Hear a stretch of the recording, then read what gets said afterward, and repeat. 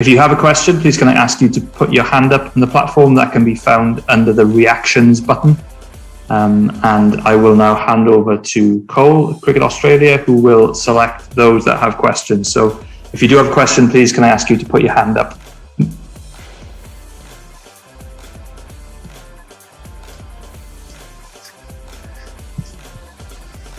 Andrew McGlashan. Thanks, Cole. Hi, Pat. Can you just sum up the sort of the feeling in the team after 2 wins on the board to start the tournament? I mean, obviously, it's the start that everyone would dream of at a World Cup. Yeah, it's a great feeling. I think bringing this group together, there was a really good feeling coming into the tournament, but without playing too much cricket together. So I thought the win against South Africa, it was great to get the win. We probably didn't, we just snuck over the line there, but felt like that got us into the tournament. And then, I thought last night was a fairly complete performance. The way, everyone played their part. Bowlers did well, and then the batters closed it out quite emphatically. So, really good feeling. Obviously, a huge game tomorrow. Can I just also ask as well, specifically about the role Adam Zampa plays for you, how crucial he is to the balance of the bowling attack and how much confidence it gives you guys that tend to bowl a bit earlier, that you have Adam coming up behind and 2 for 12 last night, that sort of performance? Yeah, Adam's huge for us. I think he's one of the premier spin bowlers in the world in white ball cricket. He's been fantastic for us for a long time. I think just knowing in this format you can batters can get away. There can be a big start in the first 6 overs, but having especially a wrist spinner is just a hugely beneficial for us. He can take those couple of wickets, keep it tight, and then we can attack from the other end. So he showed how good he is last night. Thanks, Pat. Dean Wilson.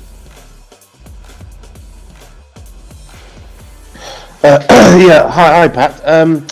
This looks like it could be the first of 7 meetings between England and Australia this winter. Is there an extra bit of motivation, incentive, I should say, when you meet England, just bearing in mind the history, the rivalry? We saw that with India, Pakistan early in the tournament, how much that meant to those 2 teams. Is it something similar for you guys ahead of a big winter? Most of the team's quite different to the test side for England, but it's always huge. We play England a lot. I think the style of play is quite similar. We like to take the game on. They've been, probably just about the form team the last few years, in white ball cricket. So, huge game. We know these guys really well. We know it's such a big game in the context of making those semi-finals. And it's always enjoy coming up against England. And as you said, there are a few players that will be coming out this summer from this side, so it'd be great to get one on the board against them early.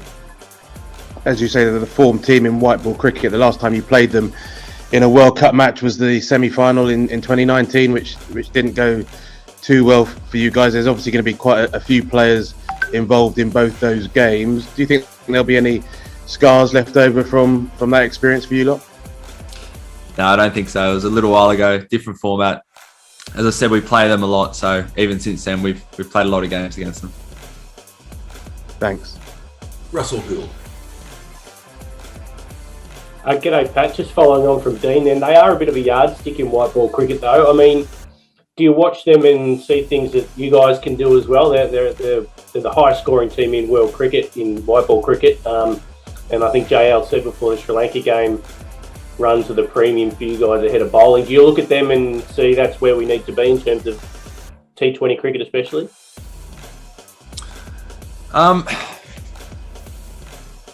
No, I think definitely in 50 over cricket. I think T20 there's a lot of different teams that do it well. I think I'll probably look at more of the style of the teams rather than how teams might structure up. And I think what you see amongst all the great teams, all the better teams, is they all take the game on. They bat deep. They even if they lose a couple of wickets, they keep trying to fire, and then they just have clever bowlers, some spinners, some quicks that all play their role and do it really well in different phases. So, my phone's gone off. So yeah, I'd say, yeah, looking at those better teams such as England, that's the style that they kind of implement that's worked for them, and other teams try to copy. And just secondly on yourself, I mean, you come out of quarantine only about 10 days ago after 5 months of not playing cricket. Obviously, you would have been training hard, but to jump straight into those warm-up games and then play 2 games, are you surprised that you've been able to hit the ground running, and that's sort of giving you confidence, given it is sort of there's a lot of cricket coming up? Yeah, I guess, maybe a little bit of it's relief, but just, this has been on my calendar for the last 4 or 5 months as kind of the main goal. So I've spent a lot of time working on T20 bowling, and we had a similar kind of scenario last year where we had a big break and then we flew over to England for those T20s in one day. So this time around, I felt like I kind of knew what I had to do before I got over here. But yeah, been really happy with how I've been bowling, and yeah, it's all come together so far. Thanks, Pat. Mel Farrell, if there's any more questions after Mel, please raise your hand. Mel. Thanks, Cole. Hey, Pat. Just wondering, obviously you guys had built so much towards the World Cup in Australia last year, and the conditions and the balance of the team that would be required for that. How do you think that you're traveling now? Is that, you in that team sort of a year ago, does it feel like quite a different team and a different approach that you're taking for this World Cup? I don't know really, Mel. I think this is our 15. This squad of 15 is our best equipped wherever we play in the world at this moment. I'll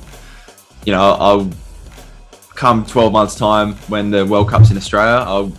I'm sure the majority of this squad will be there. Maybe the style we play, obviously things like in Australia you have big grounds, there's a bit more bounce for the quick bowlers, so perhaps the players would adapt how they play slightly differently. But in terms of personnel and I guess how we structure the side, it's hard to say if it would be that different. And also just the fifth bowler role, I guess, was shared between Marcus and Maxi last night, and they kind of went after both of them. Do you see the side as still sticking with the way you've gone with the specialist quicks and having that fifth bowler role shared? And do you think other teams might look to target that sort of fifth bowler sharing role? I think it's worked really well for us against South Africa. A night like last night, a couple of the bigger overs, but I think the flexibility that structure gives us is just huge. Maxi bowling one in the first 6, that now means Starkey can have an extra over through the middle. You saw he took a couple of overs in those couple of wickets in the middle overs. That's because we were able to have someone like Maxi bowl early. Stoyne still hasn't bowled a lot in the last little bit, but we know how much of an impact he can be with the ball, let alone having the option to now have that extra batter. And I think we're really well suited. We're covering a lot of areas with that fifth bowler. We've got Maxwell, Stoinis, Marsh, all who can contribute those 4 overs. So it might change, but at the moment I feel like whichever way we go, we've got plenty of options. Thanks, Pat. Awesome. John Etheridge, and if there's any questions after John, please raise your hand. John? Hi, morning. David Warner's been a bit short of runs until last night. How important is it to your team to have Warner scoring runs and playing well at the top of the order then? Davey's a huge player for us. For the last decade, he's been huge for Australian cricket. I think as well, opening the batting, that's where you can really set up the innings. You saw yesterday, the way him and Finchy took the game on. It makes those kind of 150 targets either tough to get, or you feel like you're well ahead of the run rate straight away. So he was fantastic. He's also another player that he's a big game player. He likes taking on the big teams. I'm sure tomorrow you've seen puffing his chest out, and he's someone that our whole team absolutely loves playing alongside. We all go with him and back him up, and fantastic to see him back in runs. He's such a good player. We always knew that they weren't far away. Not a guy who gets down during a lean patch. I think, like all the great players, there's huge expectations that he puts on himself. So he's been around enough to know that runs aren't too far away. It's frustrating, but every player that's been around for a decade kind of goes through those patches. So he's been fantastic around the group. The last couple of weeks he's been great. So he's his own harshest critic. It was great to see him get some runs yesterday. Just do you expect him to open the batting in the Ashes? Yeah. You might say that. Cheers, thank you. Shane Hope. Just following on from that, Pat, Aaron Finch, nice to see him get some runs at the top as well. Yeah, spot on. Another one who's done really well to come back from injury, and hasn't played a heap of cricket over the last few months. And I thought he looked fantastic. Yesterday again, taking the game on. A couple of his trademark big hits down the ground. Wonderful opening partnership, those two. Showing how good they are, and they're going to be huge for us. And just on England, is it possible to strike any sort of psychological blow ahead of the summer out here by beating them in this game coming up? Perhaps, but as I said, I think there's only a couple of players that will. The majority of the side are mainly white ball players, so maybe one or two players, but different format. It's I wouldn't read into it too much. Laura Spurway. Hi Pat, congrats on the win. I was a couple of minutes late, so sorry if someone's already asked this, but I just wondered how you're going being away from home. I know you've got a brand newbie, a really little one back at home, and families haven't been able to travel like you might have been accustomed to in the past. So how are you dealing with all of that? Yeah, thanks for that, Laura. Not too bad, thanks. It's Becky's been great back home.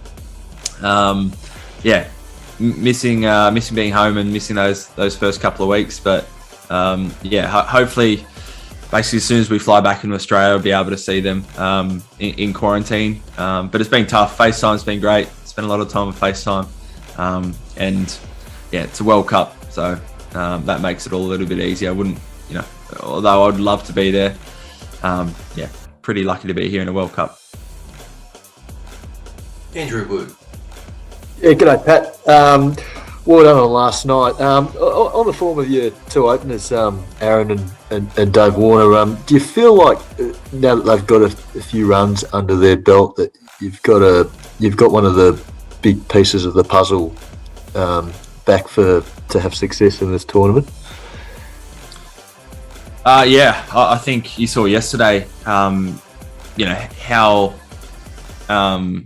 you can make a reasonable chase look pretty good if you get off to a good start. And I think, those first 6 overs, the power play is huge. Having confident batters in form that can really take that apart is just huge. Sets up the whole bat inning. So, I think another great thing about these first 2 games is it feels like everyone in the 11s played a huge role. Just about everyone's fired and is riding high in confidence. So, it feels like it's all coming together. Do you see England as the benchmark? I know they're the world champions in 50 over cricket, but do you see them as the team to beat in this tournament? I'd say they're probably one of 4 or 5 teams, to be honest. It's a format where you feel like anyone on their day, I guess the top 3, 4, 5 teams could beat anyone else. So they're right up there. They're right in that top tier. Cheers. Thanks, Andrew. Looks like that's all of the questions, guys. So thanks so much for everyone for joining today. Sorry we had to shuffle things around a little bit the last few days, but we'll be back on target from here on in. We'll catch up with you guys probably after the game tomorrow night. Thank you. Thanks. Appreciate the sleeping. Thank you, everyone. Thanks, Pat.